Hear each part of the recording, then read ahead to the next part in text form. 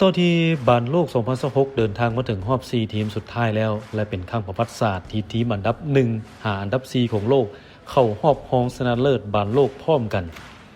ทีมชาติฝรั่งรองแชมป์ครั้งที่ผ่านมาอันดับ 3 ของโลก พบกับทีมชาติสเปนหรือแอสปายอันดับ 2 ของโลก และทีมชาติอังกฤษอันดับ 4 ของโลก พบกับทีมชาติอาร์เจนตินาหรืออาร์เซนตินแชมป์เก่าอันดับ 1 ของโลก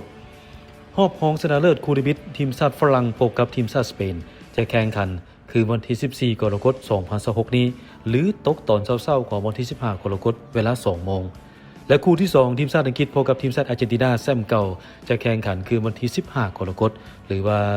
ถึกตอนเช้าๆของวันที่ 16 กรกฎาคม เวลา 2 โมง